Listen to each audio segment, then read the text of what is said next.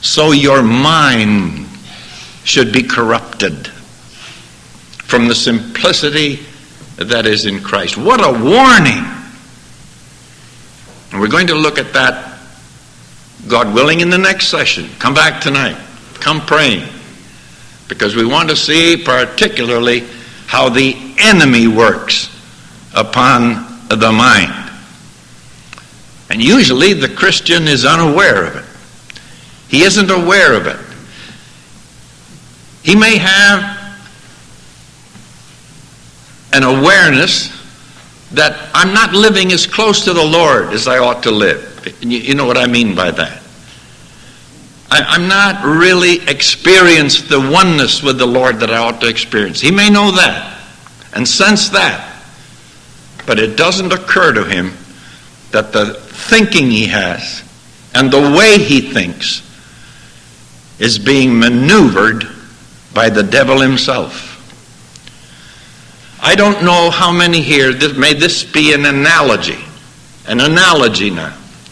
I do not know how many here have studied communism or the methods of its propaganda. But one of the chief weapons of communism is to capture the thinking of people. And it is alarming to discover from time to time that men in high places try to kid themselves that communism is not an enemy. And therefore, when knowledgeable men are appointed to have communications, to enter into discussions, dialogues, and so forth, they are subjected to all kinds of criticism because so many will not believe what that horror is and what the enslaved people feel under it. And one thing I cannot understand, but I think I can explain it. How men in government in our own land, for whom we should be praying, fail to make known to the American public consistently the testimonies of those who have escaped the slavery or have been able to get out from under it somehow.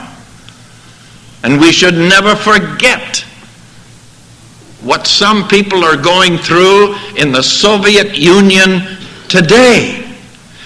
And people shake their heads and say, oh yes, that's bad, that's too bad, what's going on?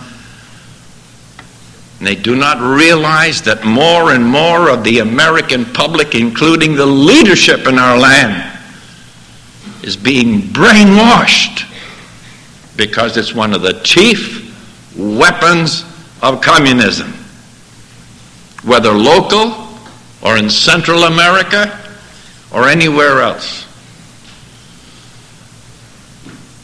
And this is just an analogy because it is exactly parallel to how the devil works upon born-again Christians to get them to think what he wants them to think, not to be concerned about the things of which the Holy Spirit warns us.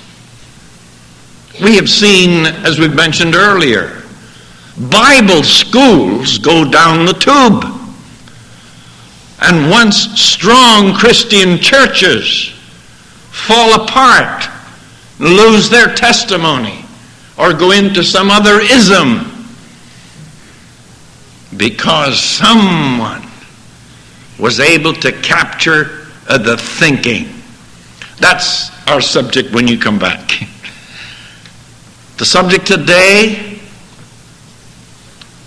is not, this particular time is not what happens when the believer is taken in by the enemy, but rather when he reverts back to the thinking of the natural mind, of the flesh. Romans 8:5, for they that are according to the flesh do mind the things of the flesh. That's the dominating factor in their thinking. Verse 6, for the mind of the flesh is death.